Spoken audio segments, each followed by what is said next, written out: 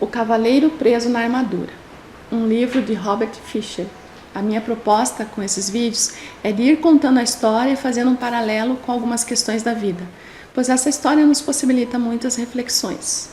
O livro conta a história de um cavaleiro que lutava contra os inimigos do reino, matava dragões e resgatava donzelas. Quando não estava fazendo isso, estava em casa lustrando sua armadura. Mas, com o passar dos anos, foi cada vez mais ficando tempo e mais tempo vestido na armadura até que ficou preso nela. Essa é a terceira parte do vídeo e seria bem interessante que você fosse ver os vídeos anteriores para acompanhar a sequência da história. Bom, no vídeo anterior, vimos que o cavaleiro, enquanto estava no Castelo do Silêncio, se deu conta de seu eu interior e ali teve uma experiência de crescimento pessoal e algumas percepções sobre seu relacionamento com Juliette. O cavaleiro tem uma conversa com seu eu interior e acaba adormecendo. Quando acorda, percebe que saiu do Castelo do Silêncio e encontra a pomba e o esquilo. Sua jornada continua rumo ao Castelo do Conhecimento. Ao chegarem no Castelo do Conhecimento, o esquilo e a pomba podem entrar com ele, pois o silêncio é para um, o conhecimento é para todos. Mas o cavaleiro é surpreendido por uma escuridão no castelo e não há tochas. Mas logo ele vê uma inscrição brilhando na parede que diz: o conhecimento é a luz através da qual você encontrará seu caminho. Ao ler essa frase, seu eu interior interpretou: isso quer dizer que quanto mais você sabe, mais luminoso ficará aqui dentro. Ao fazer essa reflexão, um vislumbre de luz tremeluziu na sala. Neste momento, o esquilo mostrou para o cavaleiro outra inscrição na sala. Será que você não confundiu necessidade com amor? Então, o cavaleiro entendeu que ele teria de descobrir as respostas para conseguir luz. Mas, já em seguida, pensa que não tem tempo para esse tipo de brincadeira, de perguntas e respostas. Mas a pomba lhe fala que talvez o que ele precisa entender é que ali, naquele castelo do conhecimento, ele tem todo o tempo do mundo. Aqui quero fazer uma observação bastante pertinente. Quando o paciente chega na psicoterapia, pensa que vamos lhe dar respostas, acredita que vamos lhe falar o que fazer, como fazer, quando fazer. Não, a psicoterapia é um caminho seu. Você vai ouvir perguntas e as respostas cabe a você encontrar aí dentro, numa conversa com o seu eu interior. Porque de pessoas falando o que você tem de fazer, o mundo está cheio. O que você precisa é aprender a refletir, a encontrar aquilo que precisa dentro de você. Suas respostas vão trazer resultados, vão provocar mudanças, porque são tuas compreensões. Quando você entende algo, quando aquilo faz sentido para você, isso gera mudança, não o que vem de fora. Bom, então o cavaleiro resolve voltar até a inscrição e ler novamente. Será que você não confundiu necessidade com amor? E começou uma conversa com seu eu interior. Começou a refletir no quanto necessitava da Juliette e do Christopher. Percebeu que Juliette estava infeliz com ele e que ele a culpava por muitas coisas. Inclusive, tentou culpá-la por ter ficado preso na armadura. Aqui vale uma pausa para pensarmos em quantas vezes culpamos as outras pessoas pelas nossas dores, pelos nossos fracassos, por nossos problemas. Culpamos nossos pais, o chefe, alguém da família, um relacionamento. Não temos o hábito de nos responsabilizar pelas nossas ações diante dos problemas, pelas nossas escolhas. Freud dizia: qual é a tua responsabilidade pelo caos do qual você se queixa? Eu sempre falo nos meus atendimentos que 50% do êxito da terapia é minha responsabilidade e 50% é do paciente. Porque se a pessoa não quiser, se ela não se responsabilizar, nada vai acontecer. São 24 horas do nosso dia contra 1 hora de sessão na terapia, uma vez na semana. Se a pessoa não refletir, se ela não levar aquilo que foi tratado na terapia e ampliar, se ela não procurar fazer mudanças conscientes, se não fizer nenhum movimento intencional, as coisas vão seguir em um ritmo muito mais lento e às vezes a busca pela terapia é só para ter mais alguém a quem culpar. Eu fiz terapia, mas não adiantou nada. Pensa. Voltando à história, o cavaleiro se deu conta de como havia explorado a Juliette e começou a chorar. Sim, ele reconheceu que necessitara dela mais do que a amara. Queria tê-la amado mais e necessitado menos, mas não sabia como. Começou a refletir também sobre seu filho e percebeu que ele necessitava do amor de Juliette, de Christopher, porque não se amava. Na verdade, ele necessitava do amor de todas as donzelas que resgatara dos dragões e de todas as pessoas por quem lutara nas cruzadas, porque não se amava. Quantas vezes agimos com egoísmo e damos o nome de amor? Quantas vezes tentamos controlar e dominar as pessoas que amamos porque não queremos que elas nos deixem? Porque precisamos delas ali.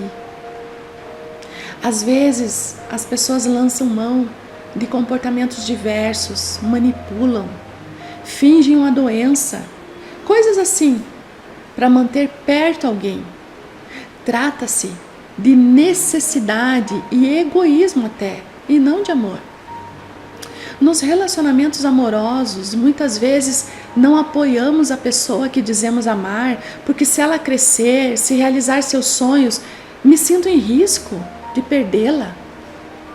E enquanto pais, muitas vezes, sem nos darmos conta, podamos os sonhos dos nossos filhos porque os queremos bem pertinho sempre, ou porque queremos nos realizar através dos filhos, queremos que os filhos sejam uma extensão nossa.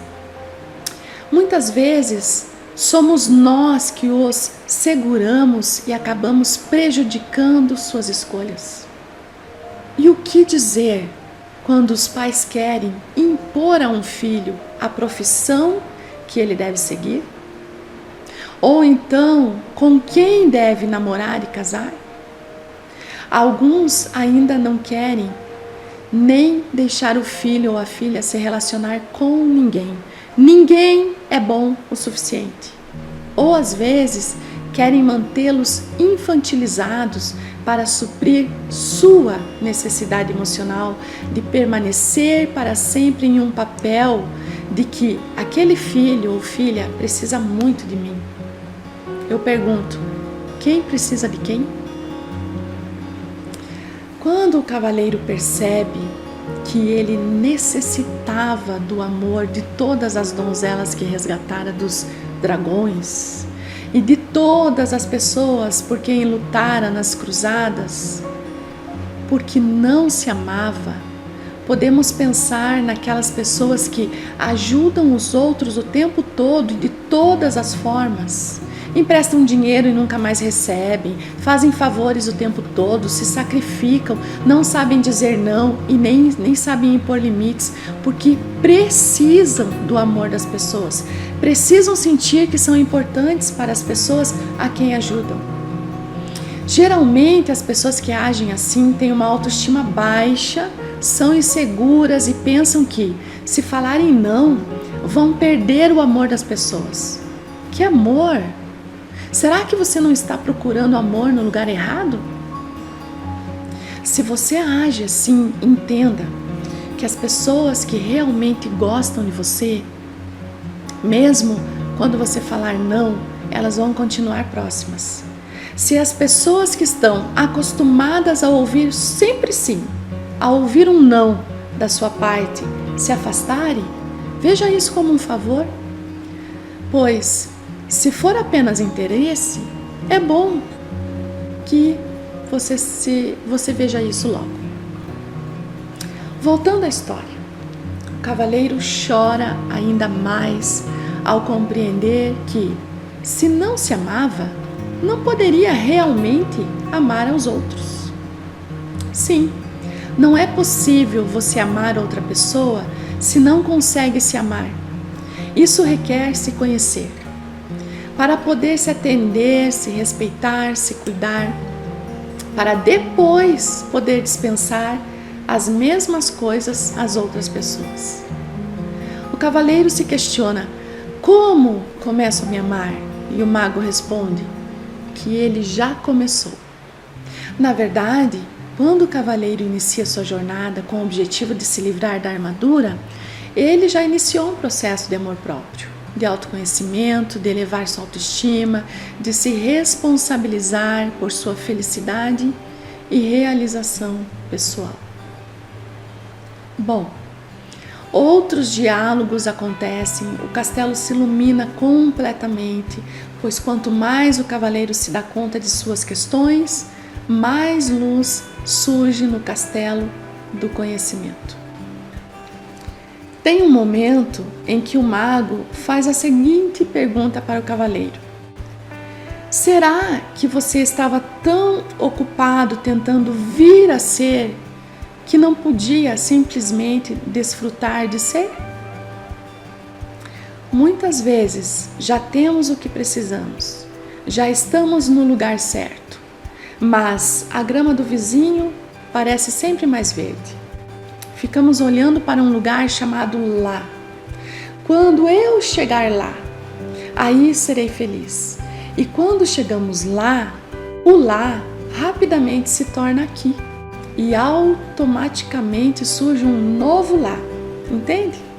Ficamos focando sempre à frente e não desfrutamos do aqui e agora. Ficamos preocupados em vir a ser quando eu me formar, quando eu comprar um apartamento, quando eu casar, quando. E não nos permitimos desfrutar do hoje, do que já somos, do que já conquistamos. Há outras questões neste capítulo, mas para o vídeo não ficar tão longo, não vou explorar esses assuntos. Vou passar direto para os 2 últimos capítulos. Ao alvorecer do dia seguinte, o curioso trio, o cavaleiro, a pomba e o esquilo, chegam ao último castelo, o castelo da vontade e da ousadia. Quando eles estavam na metade do caminho da ponte que dava ao castelo, a porta do castelo se abre e imediatamente saiu um dragão imenso. Esse dragão podia ler os pensamentos e começou a responder o cavaleiro em seus medos e dúvidas. Sim, ele era o dragão do medo e da dúvida. Por isso estava lá, para derrotar qualquer um que desejasse passar pelo castelo da vontade e da ousadia. Foi nesse momento que a pomba fala para o cavaleiro que o mago disse que o autoconhecimento pode matar o dragão do medo e da dúvida. Ali começa uma batalha mental, porque o dragão não passava de uma ilusão. Se era ilusão, por que o fogo do dragão o queimou? Perguntou o cavaleiro. E a pomba respondeu: porque você tornou o fogo realidade ao acreditar que o dragão era real. Como falei um pouco sobre o poder dos nossos pensamentos no segundo vídeo, aqui é uma continuação daquele raciocínio.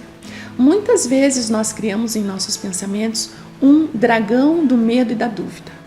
São pensamentos negativos que alimentamos sobre nós e sobre os outros. Por exemplo, eu não consigo, acho que não sou capaz, não posso fazer isso é demais para mim. O que os outros vão pensar?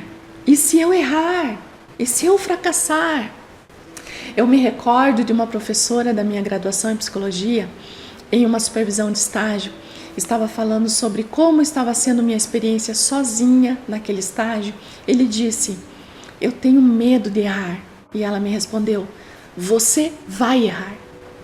Eu sou grata a ela por essa resposta.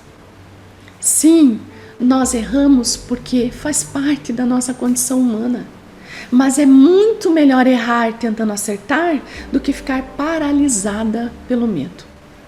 Henry Ford tem uma frase que diz: o insucesso é apenas uma oportunidade para recomeçar com mais inteligência.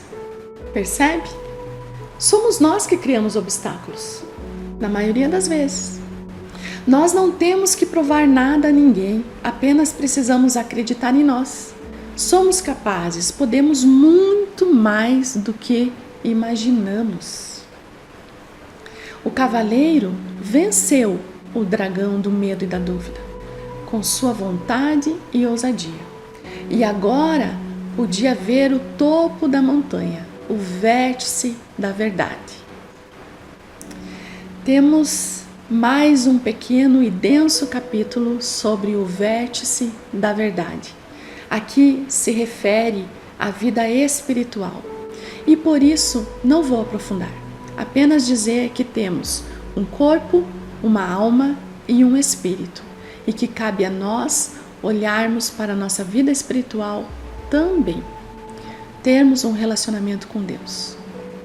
Obrigada a você que acompanhou os vídeos. Se você gostou, deixe um comentário ou apenas sinalize com um like.